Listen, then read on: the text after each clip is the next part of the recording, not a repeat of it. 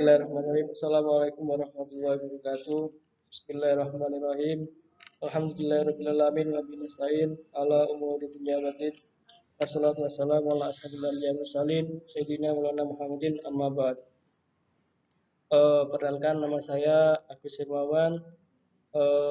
Di sini saya akan mempresentasikan tentang hadis tentang wali, syarat dan rukun nikah. Yang pertama, wali nikah. Hadis yang pertama, Bismillahirrahmanirrahim. La tuzawwijul mar'atul mar'ata wa la tuzawwijul mar'ata nafsaha fa inna zaniyata hiyatal lati tuzawwijuha nafsaha. Yang artinya, wanita tidak dibolehkan menikahkan wanita lainnya, dan wanita tidak boleh menikahkan dirinya sendiri karena berzina adalah yang menikahkan dirinya sendiri. Kemudian takhrij hadis riwayat Ibnu Majah nomor 1782. Hadis ini terdapat dalam Sahih Al-Jami' nomor 7298. Kemudian makna hadis la tuzawwijul mar'atul mar'ata, yang artinya wanita tidak dibolehkan menikahkan wanita lainnya. Kemudian syarah hadis. Hadis ini menunjukkan bahwa seorang wanita tidak memiliki hak perwalian dalam pernikahan, baik untuk dirinya maupun untuk orang lain. Dan pernikahan di mana seorang wanita menikahkan dirinya sendiri adalah pernikahan yang batal. Adapun perkataannya, sesungguhnya berzinalah yang menikahkan dirinya sendiri, merupakan perkataan Abu Hurairah radhiyallahu an, yang maksudnya bahwa seorang wanita yang mengadakan akad untuk dirinya sendiri seperti perilaku seorang pezina. Dengan demikian, pernikahan tidak bisa berlangsung kecuali dengan adanya wali. Kemudian hadis yang kedua, Bismillahirrahmanirrahim. Ayyumam ra'atin nakahat bi ghairi idzni waliyaha fanikaha huma batilun fa in dakhala biha falahal mahru bimastahalla min farjiha wa inishtajarru fasultan waliyum wala waliyalaha. Yang artinya, dari Aisyah, Rasulullah SAW bersabda, siapa di antara wanita yang menikah tanpa seizin walinya, maka nikahnya batal. Jika lelakinya telah menyenggamanya, maka ia berhak atas maharnya. Karena itu telah menghalalkan kehormatannya. Jika pihak wali enggan menikahkan, maka hakimlah yang bertindak menjadi wali bagi seseorang jika tidak ada walinya. Kemudian takhrij hadis At-Tirmizi nomor 1102 kitab An-Nikah, dan ia mengatakan hadis hasan. Abu Daud nomor 2083 kitab An-Nikahan, Ibnu Majah nomor 1879 kitab An-Nikahan, Ahmad nomor 23.851, 24.798. Dan Ad-Darimi nomor 2184 kitab An-Nikah, dan disahihkan oleh Syekh Al-Albani dalam Sahih Ibnu Majah nomor 1524, Sahih At-Tirmizi nomor 880, dan Irwaul Ghalil nomor 1840. Dan makna hadis nikah wa batilun, maka nikahnya batal. Kemudian syarah hadis. Hadis ini menjelaskan nikah tanpa wali nasab dapat dilakukan jika diganti dengan wali hakim. Adapun wali hakim baru dapat bertindak ketika wali nasab tidak ada atau tidak mungkin hadir, atau tidak diketahui tempat tinggalnya, atau gaib, atau adol, atau enggan. Jika wali nasab enggan, maka wali hakim baru bisa bertindak ada putusan dari pengadilan agama. Kemudian hadis yang ketiga, Bismillahirrahmanirrahim. La nikaha illa biwaliyin wa syahidai adlin. Yang artinya tidak sah nikah kecuali dengan keberadaan wali dan dua saksi yang adil. Takhrij hadis riwayat Tabrani. Hadis ini juga terdapat dalam kitab Sahih Al-Jami' nomor 7558. Makna lafaz La nikaha illa biwaliyin. Tidak sah nikah kecuali dengan keberadaan wali. Kemudian secara hadis ini menunjukkan bahwa pernikahan itu tidak sah kecuali dengan keberadaan wali. Karena prinsip dalam penafian adalah menafikan keabsahan, bukan kesempurnaan. Dan begitu pentingnya wali dan saksi dalam akad nikah, sehingga wali dan saksi menjadi rukun dalam acara akad nikah. Tidak ada wali saksi atau ada wali dan saksi tetapi tidak memenuhi syarat, maka pernikahannya tidak sah. Kemudian dasar hukum Al-Quran tentang wali. Bismillahirrahmanirrahim. Wa idza talaqtumun nisa afabalaghna ajalahunna fala ta'dhuluhunna ayyankihna aswajahunna idza taradaw bainahum bil ma'ruf dzalika yu'adu bihi man kana minkum yu'minu billahi yawmil akhir dzalikum azka lakum wa adhar wallahu ya'lamu wa antum la ta'lamun.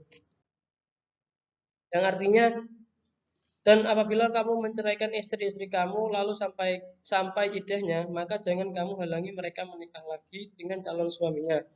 Apabila telah terjalin kecocokan di antara mereka dengan cara yang baik, itulah yang dinasihatkan kepada orang-orang di antara kamu yang beriman kepada Allah dan hari akhir. Itu lebih suci bagimu dan lebih bersih. Dan Allah mengetahui sedangkan kamu tidak mengetahui. Quran Surah Al-Baqarah ayat 232. Dan kesimpulan, para wali harus berurutan menurut ahli fikih, maka tidak dibolehkan melewati wali terdekat, kecuali jika wali terdekat tidak ada atau tidak memenuhi syarat. Wali seorang wanita adalah bapaknya, kemudian orang yang diwasiatkannya untuk menjadi walinya, lalu kakek dari bapak sampai ke atas, lalu anak laki-lakinya, kemudian cucu sampai ke bawah, kemudian saudara laki-laki sekandung. Berikutnya saudara laki-laki seayah, kemudian anak dari keduanya, kemudian paman sekandung, lalu paman sebapak, kemudian anak dari keduanya. Setelahnya yang terdapat dari sisi keturunan dari asobah seperti dalam waris. Kemudian penguasa muslim atau orang yang menggantikannya sebagai wali bagi yang tidak mempunyai perwalian. Urutan wali yang pertama ayah, kakek, kemudian yang ketiga saudara laki-laki kandung, 4 saudara laki-laki seayah, 5 paman, 6 anak laki-laki dari pihak ayah. Dan wali hakim. Wali hakim adalah wali yang diangkat oleh calon pengantin apabila wali nasab sudah tidak ada atau berhalangan hadir atau melimpahkan tanggung jawabnya pada wali hakim. Sesuai dengan namanya, wali ini umumnya berasal dari hakim atau qadhi. Adapun yang termasuk wali hakim antara lain kepala pemerintahan, khalifah, penguasa atau qadhi nikah yang diberi wewenang oleh kepala negara untuk menikahkan wanita yang berwali hakim. Bila orang-orang itu tidak ada, wali hakim bisa berasal dari orang terkemuka di suatu masyarakat. Kemudian syarat kebolehannya menggunakan wali hakim yang pertama, ketiadaan wali, baik ketiadaan murni maupun ketiadaan secara syariat. Kemudian ketidakjelasan wali, baik tidak jelas tempatnya dan tidak jelas hidup atau meninggalnya. Ketiga, wali sedang ihram, baik ihram haji maupun ihram umrah. Yang keempat, wali menolak menikahkan atau adol. Yang kelima, wali sedang berpergian jauh sejauh jarak yang diperbolehkan mengqashar sholat atau lebih. Kemudian syarat wali nikah. Seseorang dapat sah menjadi wali nikah apabila memenuhi syarat-syarat yang telah ditentukan, yakni sebagai yang dijelaskan berikut. 1. Balik. Yang kedua, berakal sehat atau tidak gila. Yang ketiga, merdeka. Yang keempat, laki-laki. Yang seterusnya Islam. Kemudian tidak sedang ihram haji atau umrah. Yang terakhir adalah adil. Kemudian wali adol. Wali adol adalah wali yang tidak bisa menikahkan wanita yang telah balik dan berakal dengan seorang laki-laki pilihannya, sedangkan masing-masing pihak menginginkan pernikahan itu dilangsungkan. Seorang wali dapat dikatakan adol apabila yang pertama, wali tidak mau menikahkan wanita itu dengan laki-laki yang sekufu dengannya. Padahal wanita itu menerima lamaran calon suaminya. baik penerimaan itu disertai tuntutan supaya mengawinkan kepada walinya maupun tidak. Kemudian yang kedua, wali ingin menikahkan wanita itu dengan lelaki pilihannya yang sepadan dengan wanita itu.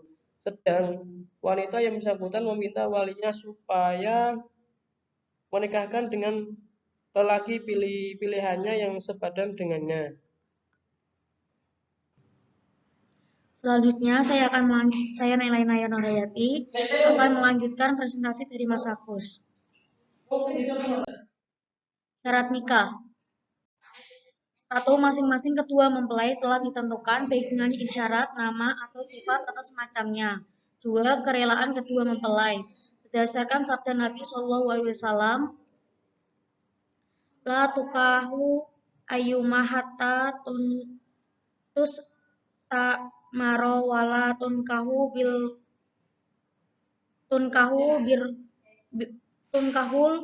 bikru hatta ta'dana qalu ya Rasulullah wa kaifa idnuha qala an tasquta. Terjemahan, al-ayyimu, wanita yang pisah dengan suaminya karena meninggal atau cerai, tidak dinikahkan mendapatkan perintah darinya harus diungkapkan dengan jelas persetujuannya. Dan gadis tidak dinikahkan sebelum diminta persetujuannya, baik dengan perkataan atau diam. Para sahabat bertanya, wahai Rasulullah, bagaimana persetujuannya? Beliau menjawab, dia diam, sudah dianggap setuju. Tarikh hadis riwayat Bukhari nomor 4741. 3. Yang melakukan akad bagi pihak wanita adalah walinya, karena dalam masalah nikah, Allah mengarahkan perintahnya kepada para wali, firman-Nya, dan kawinkanlah orang-orang yang sendirian di antara kamu. Quran Surat An-Nur ayat 32. Juga berdasarkan sabda Nabi SAW, Ayumam ro'ti nakahat bigoiri idni waliyaha fanikahuha batilun batilun. Terjemahan, wanita mana saja yang menikahkan tanpa izin dari walinya, maka nikahnya batal. Tarikh hadis riwayat Tirmizi nomor 1021. 4. Ada saksi dalam akad nikah. Berdasarkan sabda Nabi SAW, la nikaha illa biwaliyin wa syahidaini. Terjemahan, tidak sah nikah kecuali dengan kehadiran wali dan 2 orang saksi.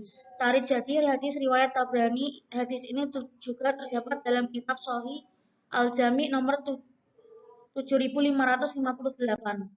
Kesimpulan, syarat adalah sesuatu yang mesti ada, menentukan sah atau tidaknya suatu pekerjaan ibadah, tetapi sesuatu itu tidak termasuk dalam rangkaian pekerjaan tersebut. Adapun syarat sah dalam pernikahan sebagai berikut. 1. Calon suami. Seorang calon suami yang akan menikah harus memenuhi syarat-syarat sebagai berikut. A. Bukan mahram dari calon istri. B. Tidak terpaksa. C. Jelas orangnya. D. Tidak sedang ihram haji. 2. Calon istri. Bagi calon istri yang akan menikah juga harus memenuhi syarat-syarat sebagai berikut. A. Tidak bersuami. B. Bukan mahram, tidak dalam masa iddah, merdeka, jelas orangnya, tidak sedang ihram haji. 3. Wali. Untuk menjadi seorang wali dalam sebuah pernikahan harus memenuhi syarat-syarat sebagai berikut. Laki-laki, dewasa, waras akalnya, tidak dipaksa, adil, dan tidak sedang ihram haji. 4. Ijab kabul. 5. Mahar. Rukun nikah. Hadis faslu fi arkanin nikaha wa ghairiha arkanuhu khamsatun zaujun wa zaujata wa waliyun wa syahidani wa sigotun. Terjemahan hadis pasal tentang rukun-rukun nikah dan lainnya. Rukun-rukun nikah ada 5, yakni mempelai pria, mempelai wanita, wali, 2 saksi, dan sigot.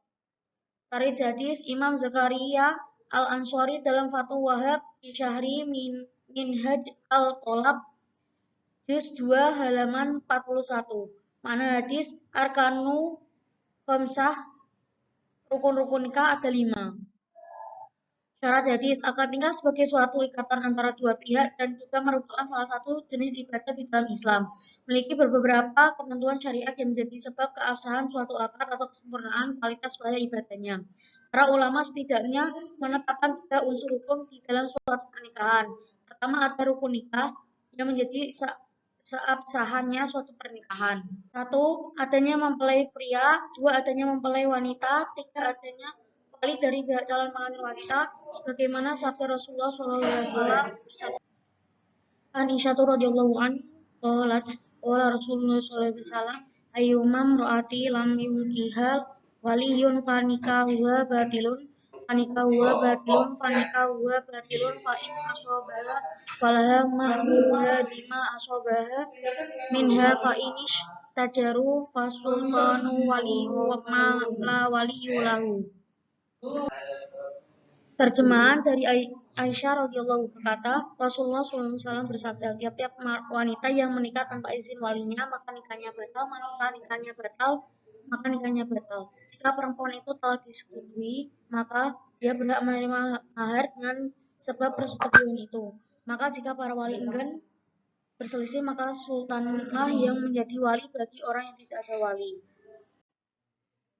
Tarik jadi hadis At-Tirmidzi nomor 1102 Kitab An-Nikah, dan ia mengatakan hadis Hasan. Abu Dawud nomor 2083 Kitab An-Nikah, Ibnu Majah nomor 1879 Kitab An-Nikah, Ahmad nomor 23851, 24798, Ad-Darimi nomor 2184 Kitab An-Nikah, dan disahihkan oleh Syekh Albani dalam Sahih Ibnu Majah nomor 1524, Sahih At-Tirmidzi nomor 880, dan Irwaul Ghalil nomor 1840.